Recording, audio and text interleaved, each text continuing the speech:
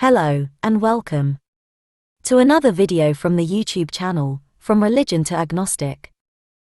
Cush was the oldest son of Ham and a grandson of Noah. He was the brother of Canaan, Mizraim and Phut. Cush was the father of Nimrod, a king called the first heroic warrior on earth. Cush is traditionally considered the ancestor of the land of Cush, an ancient territory believed to have been located near the Red Sea. Cush is identified in the Bible with the kingdom of Cush or ancient Ethiopia. The Cushitic languages are named after Cush. Cush is a Hebrew name that is possibly derived from Cash, the Egyptian name of Lower Nubia and later of the Nubian kingdom at Napata, known as the Kingdom of Cush. The form Cush appears in Egyptian records as early as the reign of Mentuhotep II, 21st century BC, in an inscription detailing his campaigns against the Nubian region. At the time of the compilation of the Hebrew Bible, and throughout classical antiquity, the Nubian kingdom was centered at Meroe in the modern-day nation of Sudan. Cush's sons were Nimrod, Seba, Havilah, Sabta, Rama, and Sabteka. Interesting note, Moses married a Cushite woman.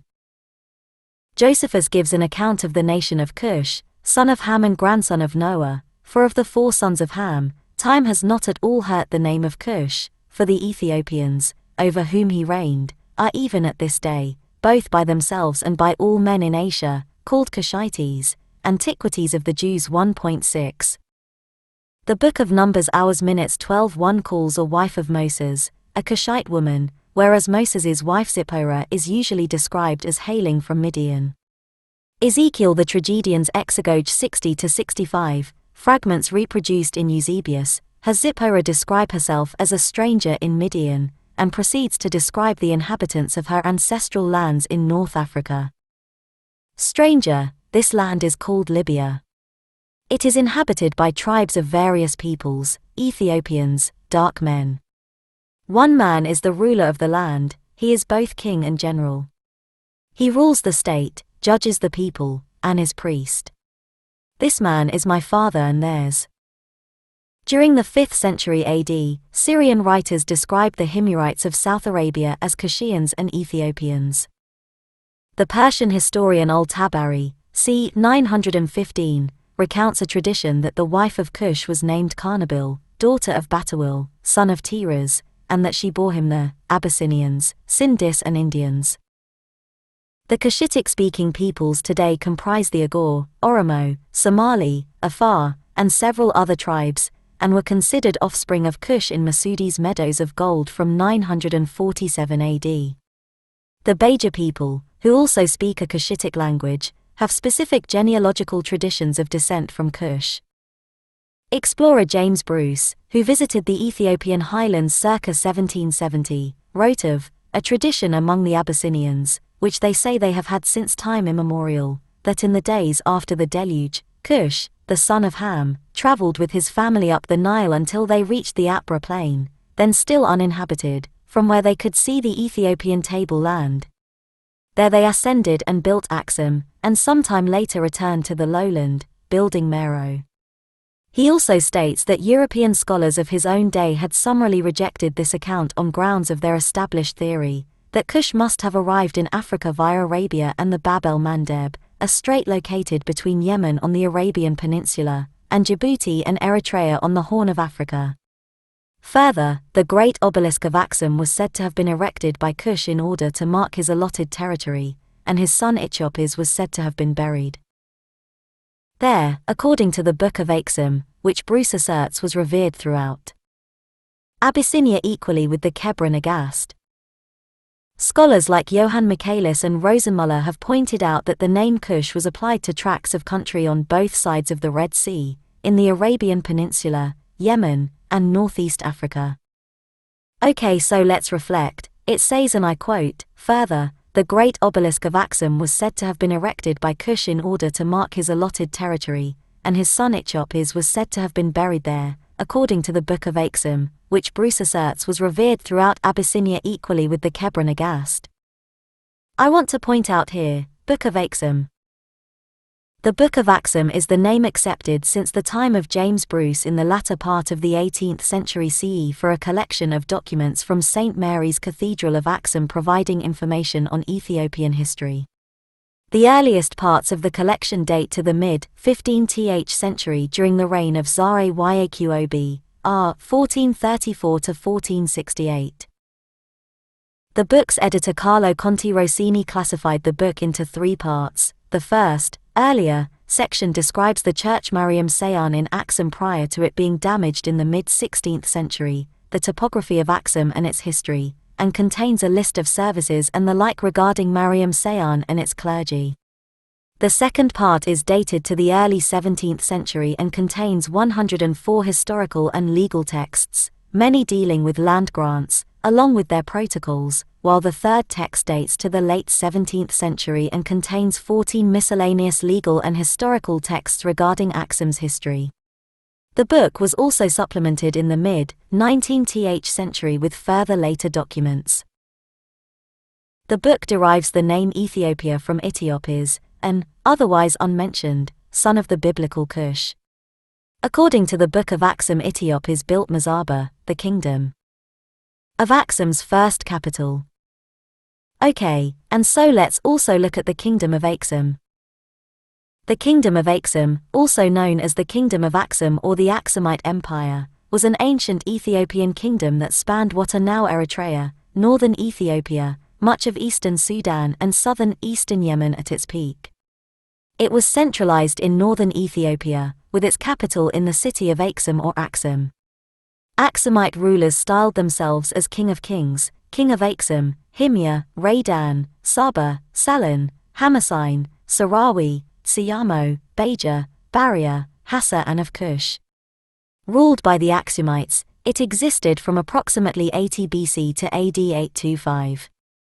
The polity was centered in the city of Aksum and grew from the Proto-Aksumite Iron Age period around the 4th century BC to achieve prominence by the 1st century AD. Aksum became a major player on the commercial route between the Roman Empire and ancient India.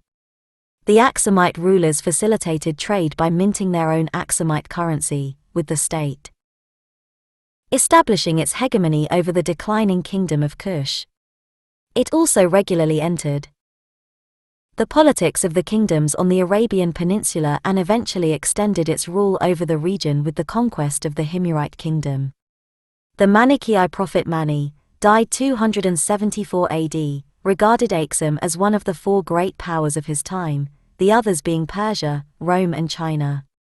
It ruled the South Arabia of Yemen for half a century in the 6th century. The Aksumites erected monumental stelae, which served a religious purpose in pre-Christian times. One of these granite columns is the largest such structure in the world, at 90 feet. Under Izana, fluid 320 to 360, Aksum adopted Christianity. The kingdom's ancient capital, also called Aksum, is now a town in Tigray region, northern Ethiopia. The kingdom used the name, Ethiopia, as one of the places subjugated as early as the 4th century. Tradition claims Aksum as the alleged resting place of the Ark of the Covenant and the purported home of the Queen of Sheba. Somewhat based on the basis of Carlo Conti Rossini's theories and prolific work on Ethiopian history, Aksum is thought by some to have started out as a Sabaean colony, founded by the Semitic Sabaeans, also evidenced by the Semitic language domination over the Oromo language, part of the Cushitic branch of the Afro-Asiatic family. Others believe that the development of it was mostly independent. Proponents of the latter believe that Sabaean influence was minor, limited to a few localities, and disappearing after a few decades or a century, perhaps representing a trading or military colony in some sort of symbiosis or military alliance with DMT or some other, Proto-Aksumite, state. Evidence suggests that Semitic-speaking Aksumites Semiticized the Agor people, who, before that, most likely took influence from foreign Afroasiatic cultures in their development as a people group, suggested by the Cushitic language they speak. They had also already established an agricultural community in the area before any known arrival of the Sabaeans, to which is affiliated with the spread of the Afro-Asiatic family. Scholars like Stuart Munro Hay thus point to the existence of an older kingdom known as DMT, which flourished in the area between the 10th and 5th centuries BC, prior to the proposed Sabaean migration in the 4th or 5th century BC. They also cite evidence indicating that Sabaean settlers resided in the region for little more than a few decades. The most significant and lasting impact of these colonists was the establishment of a writing system and the introduction of Semitic speech, both of which, over time, as seen elsewhere in history, mutated and transformed considerably. There is some linguistic, though not written, evidence of Semitic languages being spoken in Eritrea and Ethiopia since approximately 2000 BC. However, the Ge'ez script later replaced epigraphic South Arabian in the Kingdom of Axum. The Kingdom of Axum was a trading empire with its hub in Eritrea and northern Ethiopia.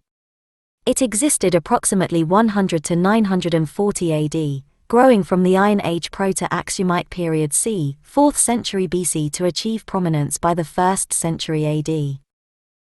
According to the Book of Axum, the kingdom's first capital, Mazaba, was built by Eteopis, son of Cush. The capital was later moved to Axum in northern Ethiopia. The kingdom used the name Ethiopia as early as the 4th century. The empire of Axum at times extended across most of present-day Eritrea, northern Ethiopia, western Yemen, southern Saudi Arabia and parts of eastern Sudan. The capital city of the empire was Axum, now in northern Ethiopia. Today a smaller community, the city of Axum was once a bustling metropolis, cultural and economic hub. 2 hills and 2 streams lie on the east and west expanses of the city, perhaps providing the initial impetus for settling this area. Along the hills and plain outside the city, the Axumites had cemeteries with elaborate gravestones called stelae or obelisks. Other important cities included Yar, Hawalti Milazzo, Matara, Agilis, and Kohito, the last 3 of which are now in Eritrea. By the reign of Indubis in the late 3rd century, it had begun minting its own currency and was named by Mani as one of the 4 great powers of his time, along with the Sasanian Empire, Roman Empire, and 3 Kingdoms, China. The Axumites adopted Christianity as its state religion in 325 or 328 AD under King Ezana, and Axum was the first state ever to use the image of the cross on its coins. Around the 3rd century, possibly c. 240 c. 260, the Axumites led by Sembrouths were victorious over the Caesar, with Caesar becoming a tributary of the Kingdom of Axum. Around 330, Ezana of Axum led his army into the Kingdom of Meroe, conquering and sacking the town itself. A large stone monument was left there, and the conquest is also related on Ezana stone. The Empire of Axum is notable for a number of achievements, such as its own alphabet, the Ge'ez script, which was eventually modified to include vowels, becoming an abugida. Furthermore, in the early times of the empire, around 1700 years ago, giant obelisks to mark emperors and nobles, tombs, underground grave chambers, were constructed, the most famous of which is the obelisk of Axum. Under Emperor Ezana, Axum adopted Christianity in place of its former polytheistic and Judaic religions around 325. This gave rise to the present-day Ethiopian Orthodox Tewahedo Church, only granted autonomy from the Coptic Church in 1959, and Eritrean Orthodox Tewahedo Church, granted autonomy from the Ethiopian Orthodox Church in 1993. Since the schism with Orthodoxy following the Council of Chalcedon, 451, it has been an important Miaphysite church, and its scriptures and liturgy continue to be in Ge'ez. The religion of Axum, before its conversion to Christianity, the Axumites practiced a polytheistic religion related to the religion practiced in southern Arabia. This included the use of the crescent and disc symbol used in southern Arabia and the Northern Horn. In the UNESCO-sponsored General History of Africa, French archaeologist Francis Anfray suggests that the pagan Axumites worshipped Aster, his son, Marum, and Bea. Steve Kaplan argues that with Aksumite culture came a major change in religion, with only Asta remaining of the old gods, the others being replaced by what he calls a triad of indigenous divinities, Marum, Bea and Meda. He also suggests that Aksum culture was significantly influenced by Judaism, saying that the first carriers of Judaism reached Ethiopia between the reign of Queen of Sheba BC and conversion to Christianity of King Ezana in the 4th century AC. He believes that although Ethiopian tradition suggests that these were present in large numbers, that a relatively small number of texts and individuals dwelling in the cultural, economic, and political center could have had a considerable impact, and that their influence was diffused throughout Ethiopian culture in its formative period. By the time Christianity took hold in the 4th century, many of the originally Hebraic Jewish elements had been adopted by much of the indigenous population and were no longer viewed as foreign characteristics, nor were they perceived as in conflict with the acceptance of Christianity. Before converting to Christianity, King Ezana II's coins and inscriptions show that he might have worshipped the gods Asta, Bea, Meda, and Marum. Another of Ezana's inscriptions is clearly Christian and refers to the Father, the Son, and the Holy Spirit. Around 324 AD, the King Ezana II was converted to Christianity by his teacher Frumentius, the founder of the Ethiopian Orthodox Church. Frumentius taught the emperor while he was young, and it is believed that at some point staged the conversion of the empire. We know that the Axumites converted to Christianity because in their coins they replaced the disc and crescent with the cross. The Aksumite Jews, however, rejected the new religion and rebelled by creating the Kingdom of Semyon. Frumentius was in contact with the Church of Alexandria, and was appointed Bishop of Ethiopia around the year 330. The Church of Alexandria never closely managed the affairs of the churches in Aksum, allowing them to develop their own unique form of Christianity. However, the Church of Alexandria probably did retain some influence, considering that the churches of Aksum followed the Church of Alexandria into Oriental Orthodoxy by rejecting the Fourth Ecumenical Council of Chalcedon. Aksum is also the alleged home of the holy relic, the Ark of the Covenant. The Ark is said to have been placed in the Church of Our Lady Mary of Zion by Menelik I for safekeeping. Alrighty, and that will do it for this video. Catch you on the next one. Have a great day, and be safe. If you enjoyed this video, please think about subscribing, as well as hitting the like and sharing would help out a lot. Thank you all, and may the gods guide you in your journey. Stay blessed.